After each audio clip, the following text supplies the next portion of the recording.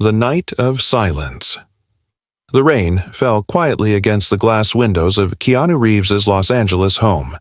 The kind of rain that doesn't just wet the earth, it baptizes it.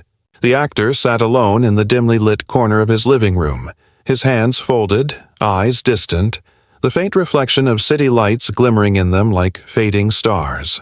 He had spent the day on set, surrounded by cameras, people, laughter, but inside there was an ache, a silence that no applause could fill. Keanu had always been known as the kind soul of Hollywood, the man who gave up his seat on the subway, who quietly helped strangers. Yet behind those kind gestures lay a man who had walked through fire and shadow. He had buried love, he had lost a child before it took its first breath, and he had stood at gravesides too many times to count. The world saw the smile. God saw the tears that came when the lights went out. That night, unable to sleep, Keanu walked barefoot across the marble floor and sat near the open window. The rain kissed his skin, cold and real. "Why, Lord?" he whispered to the dark. "Why do you give peace to everyone but leave me empty?" His voice trembled. It wasn't anger, it was exhaustion. The exhaustion of a soul that had tried everything to find meaning, fame, generosity, silence, yet still felt lost. Hours passed. Midnight became 2 a.m., and the rain turned into mist. The world outside slept, but Keanu couldn't. He leaned back, closed his eyes, and whispered again, "Jesus, if you're real, show me something, anything." He didn't know when he fell asleep, or if he truly did, but suddenly everything around him changed. The air became weightless, his heartbeat slowed, and he found himself standing in a place that was neither dream nor reality. There was no set, no camera, no time, just light, soft, endless light, and in the midst of it, a man. Keanu's breath caught. He couldn't explain why, but every fiber of his being knew who he was. Not because of how he looked, but because of how Keanu felt. For the first time in his life, he felt completely known. Not as a celebrity, not as an actor, not even as a man who had suffered, but as a soul. "Keanu," the voice said. Not loud, but it carried through him like wind through eternity. He fell to his knees, trembling. "Jesus?" The man smiled. A smile not of human warmth, but of divine truth. "You have walked long roads alone," he said gently, "and you've mistaken pain for punishment. But pain, my son, is not my wrath. It's my whisper." Keanu wept. He didn't even understand why. It was like his heart had been waiting his entire life to hear that one sentence. Every wound, every lonely night, every tear, all of it suddenly had meaning. Jesus stepped closer. "You have spent your life giving, but you have never allowed yourself to receive." Keanu shook his head slowly, tears falling onto his hands. "I tried, Lord. I tried to be good." "You were good," Jesus said. "But goodness is not what saves the soul. Surrender is." Keanu looked up, eyes full of confusion and longing. "Then what do I do?" "Stop carrying what I already carried for you." And with that, the light grew brighter. Not blinding, but healing. Keanu saw flashes, moments from his life, his childhood loneliness, the laughter of his sister, the day he bought his first guitar, the night he held the love of his life before losing her, the times he gave to strangers without expecting anything back. Every scene was filled with light now, as if heaven itself was showing him. None of it was wasted. He reached out, but the vision began to fade. "Wait," Keanu cried, "please don't leave me." Jesus looked at him one last time. "I never did." And then, darkness. Silence. Keanu woke up gasping, his pillow wet with tears. The room was still. The rain had stopped, and dawn was beginning to break across the city skyline. But something inside him had changed. His chest felt lighter, his mind quieter. He didn't understand everything, but he didn't need to. He looked at his hands, the same hands that had touched scripts, shaken fans' palms, signed autographs. But this morning, they felt different. They felt purposed. He whispered, "You never left me." Outside, the first rays of sunlight fell across his floor. It wasn't just another morning. It was a resurrection. The message behind the light. The city was just beginning to wake when Keanu Reeves stepped onto his balcony, his breath misting in the cool morning air. Los Angeles stretched endlessly before him, glittering and fragile, a mosaic of dreams and heartbreak. But for the first time in years, he didn't see chaos. He saw grace. The sunrise painted the horizon in gold, and every ray seemed to whisper something only his soul could hear. His body still trembled from what he had seen, and though his logical mind fought to explain it, a dream, a hallucination, perhaps the result of exhaustion, his heart knew better. He had felt it, seen it, lived it.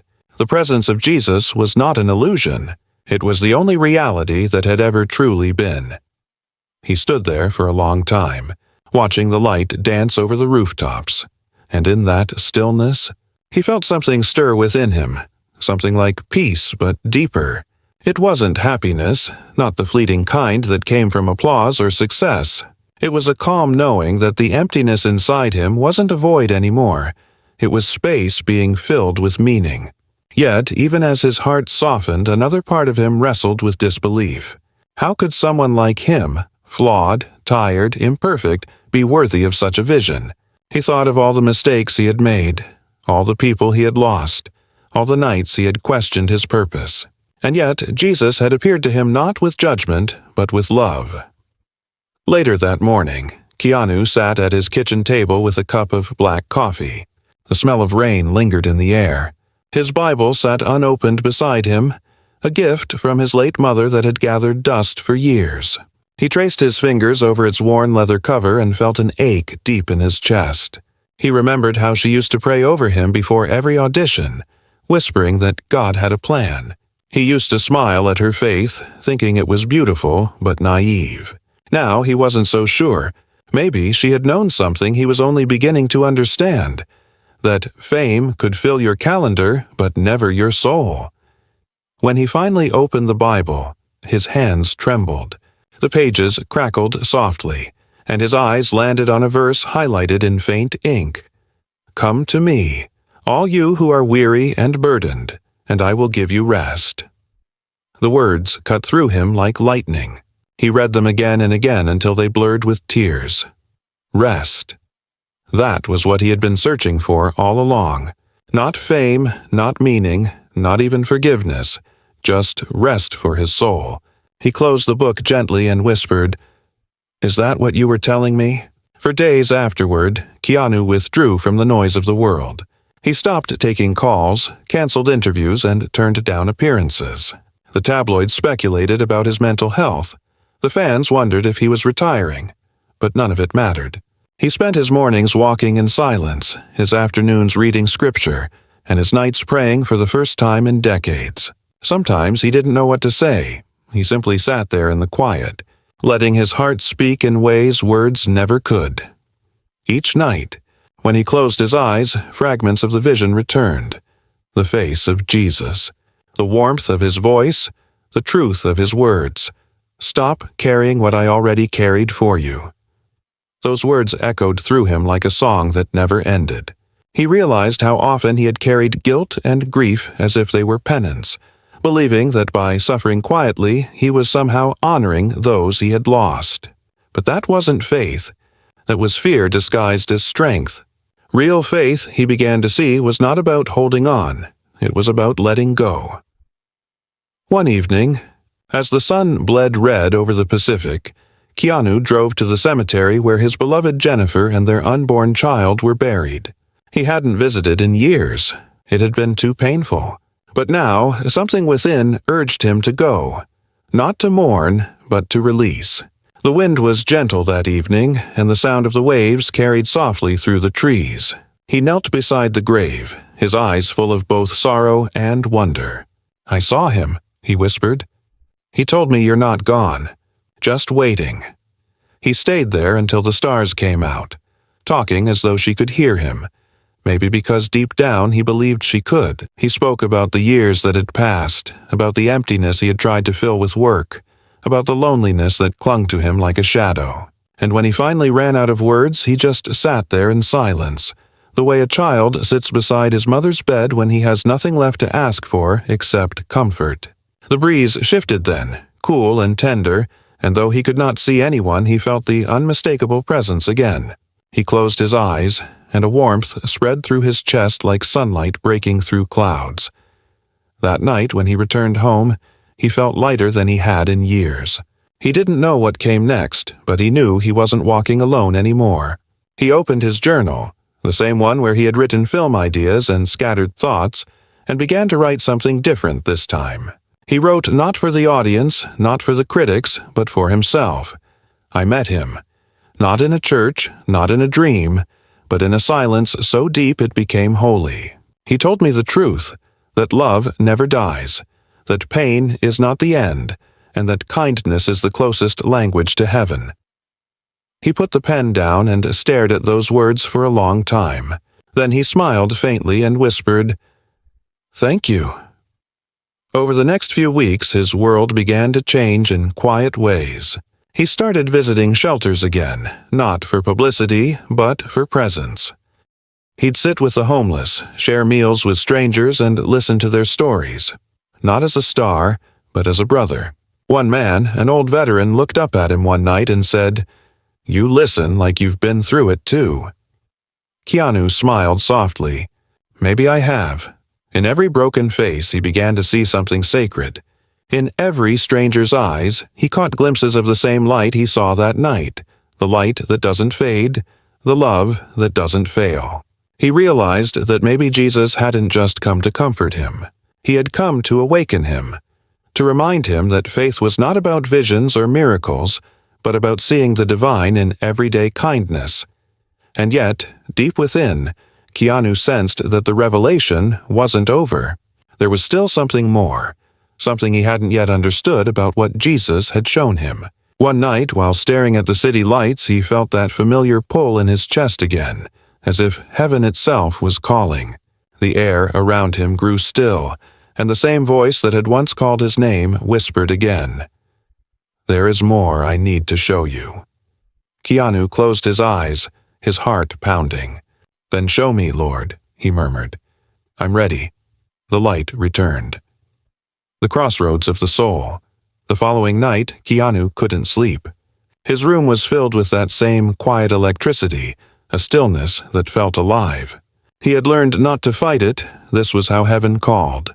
He closed his eyes, steadying his breath, and once again the world began to shift around him. The air thickened with peace, the kind that silences every thought. He was no longer in his home, but standing at the edge of a wide, open field beneath a sky that seemed endless. The grass moved like waves, shimmering under a light that didn't come from the sun. In the distance stood a narrow path that divided into two. One paved, smooth and glittering like marble. The other rugged, filled with stones, yet glowing faintly with warmth. He took a hesitant step forward, his heart already knowing this was no ordinary vision. It was an invitation. Then he heard that same voice, the one that had called him by name before, the one that had shattered and healed him at once. "Keanu," said Jesus, standing at the crossroad, his robe flowing like wind and light combined. "You've seen the truth of love. Now you must walk it." Keanu swallowed, his throat tight. "What does that mean?" Jesus turned his gaze toward the two roads. Every soul must choose how to live once it's seen the light. Some see and return to comfort, speaking of faith but never breathing it. Others walk the harder way, the way that gives rather than receives, that forgives rather than blames, that loves without applause. It's not the easier path, but it's the one that leads to freedom. Keanu's eyes moved to the rugged path. It looked painful, uncertain, human. The smooth road gleamed with the illusion of peace, tempting him with its beauty. "But Lord," he said quietly, "I'm tired. I've carried too much already." Jesus smiled with the gentlest sadness. "Then let me carry it. All I ask is your willingness to walk." Keanu looked at him for a long moment before stepping forward. His bare feet met the stones, sharp and cold, but each step seemed to pull something heavy off his shoulders. Memories flooded him, his failures, his doubts, his pride, and each time he felt pain, the path beneath him began to glow brighter, as though every act of surrender was turning his wounds into light. When they reached a small hill, Jesus stopped and looked out toward the horizon. "This world teaches you to hide pain behind strength," he said softly. "But strength without love becomes armor, and armor blocks the very healing you need." Keanu's voice trembled. "I've tried to help others. I've given, I've forgiven, but sometimes I feel it's never enough." Jesus turned to him, his eyes shining with something that no human language could describe. "Enough is not measured by what you give, but by how open your heart is when you give it. You don't heal the world by doing grand things. You heal it by doing small things with great love." Tears blurred Keanu's vision. He thought of all the times he had helped strangers in secret, of the moments he'd chosen kindness over revenge, and yet he had still doubted his worth. So all those years of trying to be good, they weren't in vain? He asked. "Nothing done in love is ever wasted," Jesus said. "Even your silence carried grace." For a moment, neither spoke. The wind moved gently between them, carrying the scent of unseen flowers, and Keanu realized that this wasn't a lesson meant for understanding. It was one meant for transformation. He wasn't just being taught, he was being rebuilt. As they walked further, they came upon a river, its surface glimmering like liquid glass. Jesus gestured toward it. "This is the river between knowing and doing. Many souls stop here, afraid to cross." Keanu gazed at the water, seeing reflections of his own life, his fame, his loneliness, the faces of people he had loved and lost. The river shimmered with everything he was afraid to let go of. "If I cross, will I lose who I am?" "You will lose who you were," Jesus replied gently, "but you will find who you were meant to be." Without another word, Keanu stepped into the water. It was neither cold nor warm. It was alive. The river rose to his chest, and suddenly he saw every moment of his life flash before him again. But this time, he saw them not as tragedies or successes, but as threads in a single tapestry. His pain had not destroyed him, it had prepared him. His losses had not broken him. They had opened space for something greater. When he reached the other side, Jesus stood waiting. "Now you understand," he said. "The world does not need more heroes. It needs hearts that reflect mine." Keanu fell to his knees, sobbing not from sorrow but from release. He had spent so many years chasing meaning through achievement, trying to prove he was worthy of love, and here, in the presence of the eternal, he finally understood. He had been loved all along. When he opened his eyes again, he was back in his room. The city outside was silent, the stars faint behind the glow of distant skyscrapers. But something profound had shifted inside him. He felt no fear, no confusion, only clarity. He whispered, "I'll walk the hard road, Lord. Show me how." From that night on, Keanu's life began to take on a different rhythm. He returned to work, but everything he did carried new intention. Every crew member he greeted, every stranger he smiled at, every pause he took before speaking, all of it became prayer. He no longer acted just to perform. He acted to connect, to heal, to remind others of light. The world still saw the same man, but heaven saw a servant reborn. Weeks later, while filming a quiet scene for a new movie, something unexpected happened.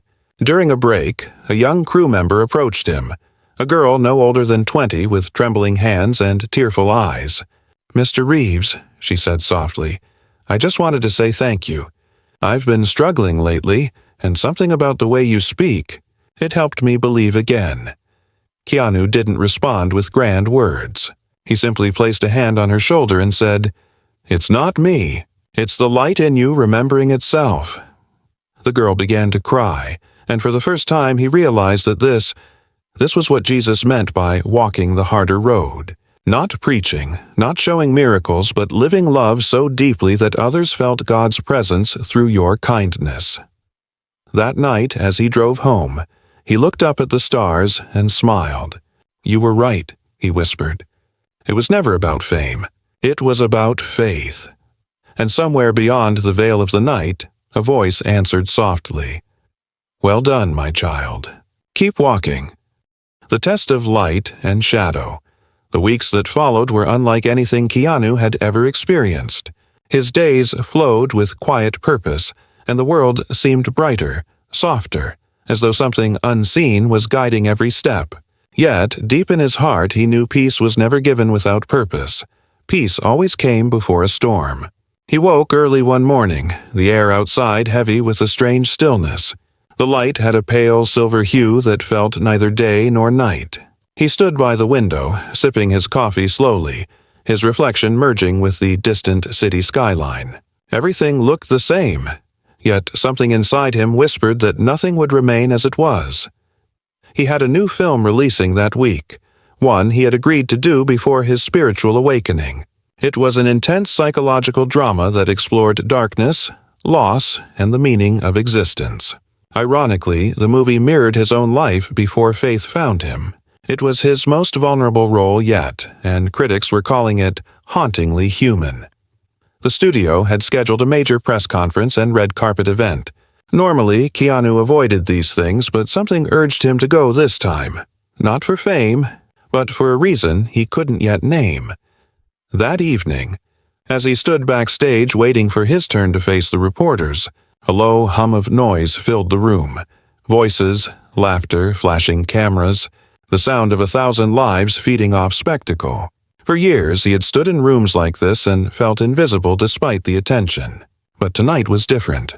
He wasn't there to be seen. He was there to serve. He took a deep breath and whispered under his breath, "Walk with me, Lord." When he stepped onto the stage, the blinding flashes of cameras struck him like lightning. The questions came fast, about fame, success, art, the meaning of life. But one question silenced the room. A journalist from a major outlet leaned forward, his voice sharp. "Mr. Reeves, you've been speaking more about faith recently. Are you saying Jesus is the reason for your peace?" The room grew tense as though everyone was holding their breath. Keanu could feel hundreds of eyes on him, fans, executives, skeptics. For a moment, fear crept into his chest, that old instinct to protect his image. The easy answer would have been to smile and deflect, to say something vague and safe. But the memory of the river came back to him, the moment he had crossed from knowing to doing. Jesus had said the world needed hearts that reflected his light. This was that moment. "Yes," Keanu said simply, his voice calm but unwavering. "I believe in Jesus. I believe he saved me from myself." A few cameras clicked nervously and whispers swept through the crowd. The journalist raised an eyebrow. "That's a strong statement for someone in Hollywood. Aren't you afraid of backlash? Religion isn't exactly popular these days." Keanu smiled softly. Truth was never meant to be popular. It was meant to set us free. There was silence for a long moment. Then the questions resumed, but the energy in the room had shifted. Some reporters smiled, others frowned, and a few looked quietly inspired. Keanu didn't care what they thought. He felt no pride in his words, only peace. When the event ended, he left quietly, walking past the red carpet without posing for a single photo. That night, social media exploded. Some praised him for his courage, others mocked him for preaching. Interviews were twisted into headlines that fed the world's appetite for controversy. Within hours, his name was trending across the globe, not for his film, but for his faith. His publicist called frantically, warning him about potential career damage. Sponsors were reconsidering contracts, and a few studios had already called to express concern. For a brief moment, fear returned. He sat in the dark, staring at his phone, the glow of the screen illuminating the lines of his face. "Maybe I went too far," he whispered. "Maybe I should have stayed quiet." The world he had once entertained was now turning on him, not for scandal or failure, but for truth. It felt unfair, but deep down he remembered what Jesus had said. The harder road is the one that leads to freedom. He turned off his phone, walked to his balcony, and looked at the stars. "You said the world would test me," he murmured. "Is this it?" In the distance, thunder rumbled softly. The wind shifted, carrying the scent of rain. And then, in that deep silence between storm and sound, a voice spoke, not aloud, but within his soul. Did you think the light would be loved by the shadows? He closed his eyes and felt tears forming. It hurts, he whispered. So did the cross, the voice replied gently. But through pain comes revelation. The next morning, Keanu woke with a new resolve. He decided to use the noise, not hide from it. Instead of releasing a statement defending himself, he posted a single message online. If love costs you everything, it's still worth it. Within minutes, the post went viral. People across the world began sharing their own stories of faith, struggle, and redemption. What began as controversy became a wave of confession, a chorus of souls awakening from silence. Yet not everyone celebrated. The industry grew uneasy. Invitations vanished. Certain people distanced themselves quietly, afraid to be associated with the man who talked about Jesus. But Keanu didn't retreat. He kept moving forward. He started visiting children's hospitals again, speaking to terminally ill patients, listening, comforting, praying when asked. Cameras tried to follow, but he kept it private. This wasn't for fame, it was for the quiet healing of others. One afternoon, during one of these visits, he met a young boy named Noah who was battling leukemia. The child's eyes were bright with courage that no medicine could explain. When Keanu sat beside him, Noah grinned and whispered, "I saw him, too." Keanu froze. "Who?" "Jesus," the boy said simply. "He told me not to be scared. He said someone would come to remind me he's real." Then he smiled wider. "That's you, right?" Tears filled Keanu's eyes. He took the boy's small hand in his own, trembling. "No, Noah, I think you're the reminder." They talked for hours about heaven, dreams, and hope. And when Keanu left that hospital room, something within him felt forever changed. He realized that faith wasn't a belief. It was a bridge between souls. It connected strangers, healed unseen wounds, and turned ordinary moments into holy ground. Later that night, as he walked through the city streets, people looked at him differently. Some smiled, others avoided his gaze. But Keanu didn't mind. He had crossed too many rivers of doubt to care about reputation. He was walking the harder road, the one that would cost him the world but give him eternity. As he reached his home, lightning flashed across the sky, illuminating everything for a brief, glorious second. He stood there in the rain, face lifted, whispering, "I'm not afraid anymore." And somewhere in that roaring storm, a voice answered softly, "Then you're ready for what comes next." The thunder rolled, and the rain poured harder, but Keanu didn't move. He stood there in the downpour, eyes closed, hands open, feeling the weight of both glory and sorrow. He didn't know what test awaited him next, but he was no longer running from it. For the first time in his life, he wasn't seeking peace. He was becoming it. The fire and the promise. The storm that had begun that night did not end quickly. It lingered for days, as though the heavens themselves were mirroring the turbulence within Keanu's soul. The world outside spun in noise and debate, his name dissected across talk shows, his words twisted into controversy. But within the quiet walls of his home, a deeper transformation was unfolding. He no longer feared what people thought of him, but he had yet to understand what God intended to make of him. There are moments in every soul's journey when the light must pass through fire, when revelation is tested not by words, but by endurance. Keanu's time for that trial had come. It began with a call. He had been sitting at his piano playing a quiet melody that had come to him in a dream. The tune was simple, 3 notes that rose and fell like breath. When the phone rang, he almost ignored it, lost in that fragile stillness. But something urged him to answer. On the other end was his sister's nurse, her voice trembling. "Mr. Reeves," she said softly, "it's about Kim. You should come." His heart stopped. He didn't ask for details. He already knew. Some griefs don't arrive with explanation. They arrive with silence. He drove through the rain that night with hands gripping the steering wheel as if it were an anchor holding him to earth. His mind replayed every moment with his sister. Her laughter, her stubbornness, The years they had fought cancer together, her strength that always amazed him. When he reached the hospital, time seemed to dissolve. Machines hummed softly and the smell of antiseptic filled the air.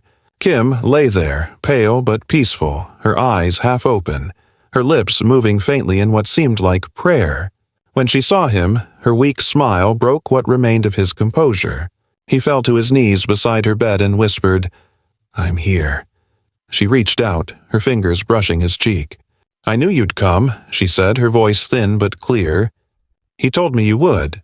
"He?" Keanu asked, his voice cracking. Kim's eyes drifted toward the ceiling, shimmering with something beyond sight. "Jesus," she breathed. "He came to me in my sleep. Said not to be afraid. Said my brother still has work to do." Tears blurred his vision as he took her hand in both of his. "Don't say that," he whispered. "You're going to be fine." But she shook her head gently. "No, Keanu, it's okay. You've been strong for me all these years. Now you have to be strong for him." She closed her eyes then, and her breathing slowed. Keanu felt every heartbeat like thunder in his chest. He prayed, not the elegant words of religion, but the raw cries of a man unwilling to lose the last light in his world. "Please," he whispered, "don't take her. Not now. I just found you, Lord. Don't take her from me." But heaven's silence was not cruelty. It was mercy in disguise. As dawn broke and sunlight filled the sterile room, her breaths faded into peace. The monitors flatlined softly, a sound that tore through him like a blade. He leaned forward, his forehead resting against her hand, and wept like a child. Nurses entered quietly, but he barely noticed. He stayed there for hours, holding her hand long after warmth had left it. When he finally stood, something in him had died, and yet something else had begun to live. He walked out of the hospital and into the morning light, his eyes swollen, his spirit shattered. The world outside was cruelly normal. Cars moving, people laughing, the city alive as if nothing had happened. He wanted to scream at the indifference of it all. But, as he reached his car, he saw a small white feather on the hood, fragile, shining faintly in the sunlight. He didn't know why, but the sight of it made him still. In that moment, he remembered Jesus' words, "Stop carrying what I already carried for you." He closed his eyes and whispered, "Then carry this, Lord." "I can't." For weeks, grief became his shadow. He didn't speak publicly, didn't appear anywhere, didn't answer calls. He walked the streets at night, the same streets where his movies once brought crowds, now empty except for the sound of his footsteps and the whisper of his prayers. Yet, even in sorrow, he began to feel an unfamiliar strength rising within him, not the strength of defiance, but the strength of surrender. He realized faith wasn't about escaping pain. It was about trusting that pain had a purpose. One night, he drove up to the hills overlooking Los Angeles, the same place where he had once come to escape the noise of fame. He sat on the hood of his car, staring at the sprawling lights below. For the first time since Kim's passing, he spoke aloud. "You took her," he said softly, "but I won't turn away. If you want me to keep walking, I will." The wind stirred then, carrying the scent of wild sage and rain.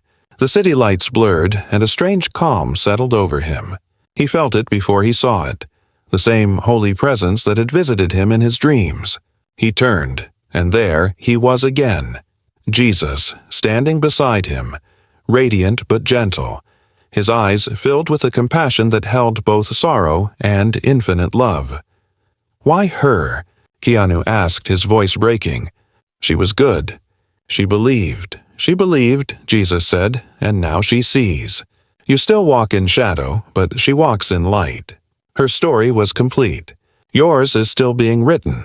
Keanu bowed his head, fighting the storm inside him. "It hurts too much." Jesus stepped closer. "Love always hurts when it's real. That's how you know it's eternal." They stood in silence, the world below fading into insignificance. Then Jesus spoke again, his voice steady and soft. "You asked for purpose, Keanu. Purpose is never found in comfort. It's born from the fire. The world listens to you not because of your fame, but because of your wounds. Your pain is the language through which many will find me." Keanu closed his eyes as tears rolled down his face. "I don't know how to do that. You already are. Jesus said. Every act of kindness, every moment of humility, every time you forgive instead of fight, you preach without words. But soon you will be called to speak. Do not fear it. When the time comes, I will give you the words. Then the light faded, and Keanu was alone again on the hilltop, the night cold and still. Yet something had changed. The grief remained, but it no longer owned him. It had become sacred, a reminder of love, not loss. He looked at the sky, the stars scattered like promises waiting to be fulfilled, and whispered, "If this is the fire, then let me burn for something good." The following months became a new season in his life. He began funding projects quietly, documentaries about hope, charities for cancer research, programs for grieving families. He spoke less about faith and lived it more. People noticed the gentleness in his eyes, the patience in his silence, the kindness that radiated from every word. He didn't preach. He simply became a mirror of grace. One evening, he was invited to speak at a private charity gala, something he usually declined. But that night, he felt a nudge within, an inner voice whispering, "This is the moment." When he took the stage, the room fell silent. He looked around, his eyes lingering on faces dressed in luxury but hiding invisible wounds. "I've spent most of my life running from pain," he began slowly. "But pain has a strange way of finding us. Not to destroy us, but to remind us of what truly matters. I used to think faith was something you believed in when life was good. Now I know it's what holds you when everything falls apart." He paused, his gaze soft but firm. "I lost my sister. I lost my peace. But I found something greater. Love that doesn't die. And I found Jesus waiting in the ruins, not to condemn me, but to walk with me through them."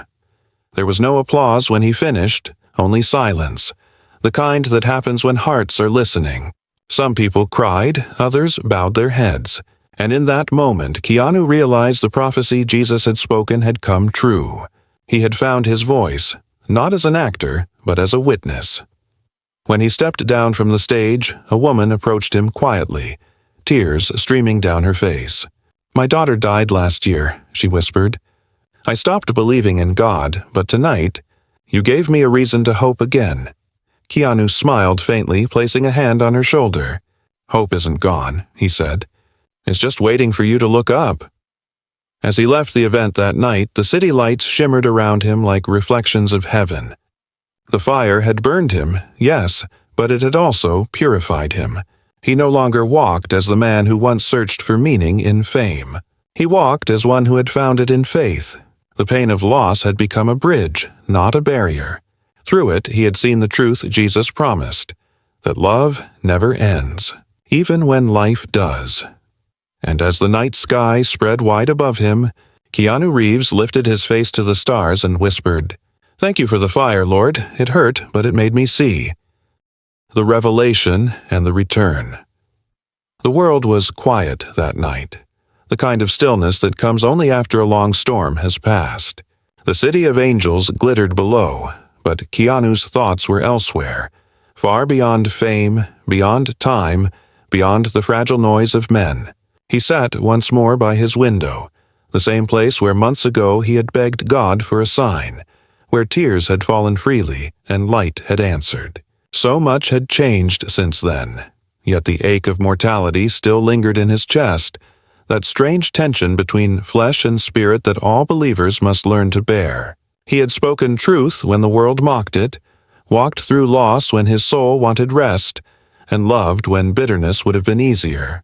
Yet still, something told him his journey was not yet complete. It was nearing midnight when he finally rose and stepped outside. The air smelled of rain and eucalyptus, and the wind carried whispers from distant hills.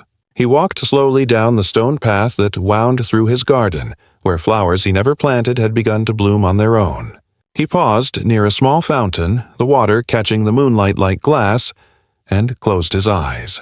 "Lord," he murmured softly, "I've walked through fire, I've stood in light, and I've known peace, but I still don't know why you chose me." The question had haunted him for months. Why him, a man of film, of flaws, of doubts? Why reveal divine truth to someone who had spent his life playing roles instead of preaching truth? The breeze grew still. Then, slowly, a presence filled the air. Gentle yet powerful, familiar as love itself. The world around him began to fade until there was only brightness. Keanu opened his eyes and found himself standing once more in that realm between dreams and eternity. The light stretched endlessly, and within it stood Jesus, radiant yet humble, his eyes carrying galaxies of compassion.